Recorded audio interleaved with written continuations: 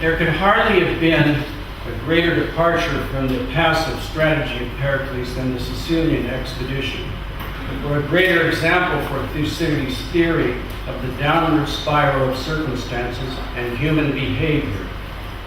Nicias tried to dissuade the Athenian assembly from this debacle, but no longer satisfied with prophets of peace, blinded by the enthusiasm of Alcibiades, and as Thucydides says, ignorant of the size and distance of Sicily, despite Nicias' attempt to educate them, they sent the armada under Alcibiades, Nicias, and Lamachus, son of Xenophanes.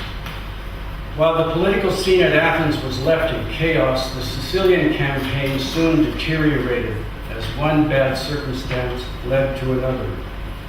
Alcibiades was no sooner in Sicily than he was recalled to answer charges of sacrilege, said to be part of a plot against the democracy.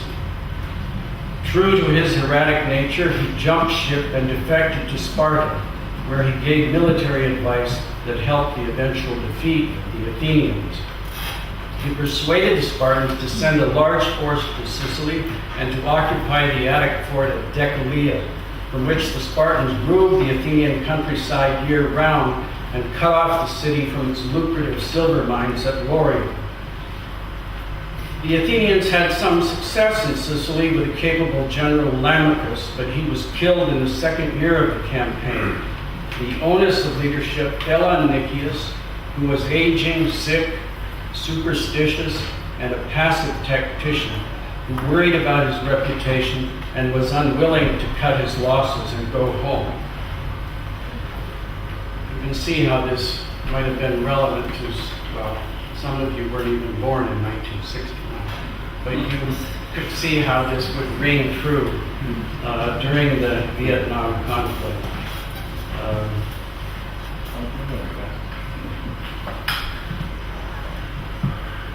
Athenian reinforcements, what today we would call the surge of ships and men under Demosthenes, who was another irresolute general, only compounded the disaster. While suffering uncounted casualties of its own, the Syracusan alliance defeated the Athenian forces on land and sea, put to death Nicias and Demosthenes, and enslaved the surviving Athenian soldiers and sailors. Despite detailing all the foibles of Nicias, Thucydides honors the adage, nothing but good about the dead. For you Latin scholars, de mortuis nil nisi bonum. He writes, Nicias was a man who of all the Hellenes in my time least deserved to have so miserable an end, since the whole of his life had been devoted to the study and practice of virtue. Well, Thucydides sums up the war in Sicily thus. This was the greatest Hellenic action that took place during this war, and in my opinion, the greatest action that we know of in Hellenic history. To the victors, the most brilliant of successes. To the vanquished, the most calamitous of defeats. For they were utterly and entirely defeated. Their sufferings were on an enormous scale. Their losses were, as they say, total. Army, navy, everything was destroyed, and out of many, only few returned. Since Thucydides is quite detailed about the size of forces sent to Sicily, and he says only few returned, we can approximate the losses of Athens and its allies in Sicily alone at about 43,000 men and more than 200 warships. Horrific numbers as measured against ancient population. Thucydides' occasional cost analysis shows that the Sicilian disaster also bankrupted the huge reserve of the Athenian treasury. The new balance of power allowed the Spartan alliance to launch a large fleet into the Aegean Sea, where the Athenian navy formerly patrolled its empire unchallenged. Athens managed partial replacement of its fleet and won some battles, but they were not pivotal and only delayed the inevitable.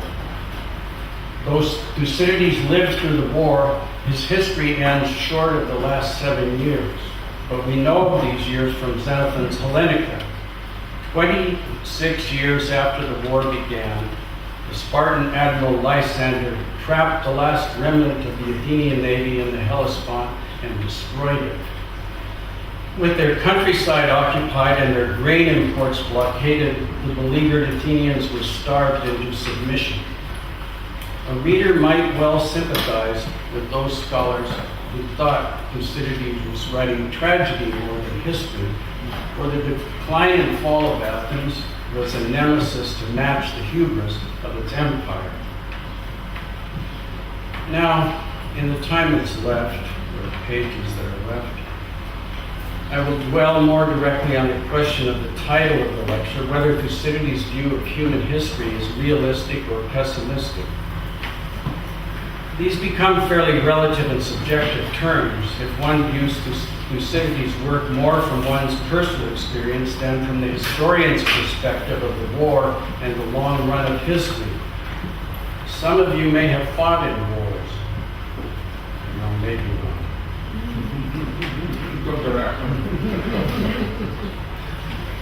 The last time I gave this lecture, there were some veterans. Probably some of you have lost relatives or friends in war or other breakdowns of social order. Even in our time, in our world, many people have suffered from natural catastrophes and episodes of human violence. Still, I expect that many of the people of the so-called Western world have lived their lives as I have, in times and places of extraordinary peace and a measure of human history.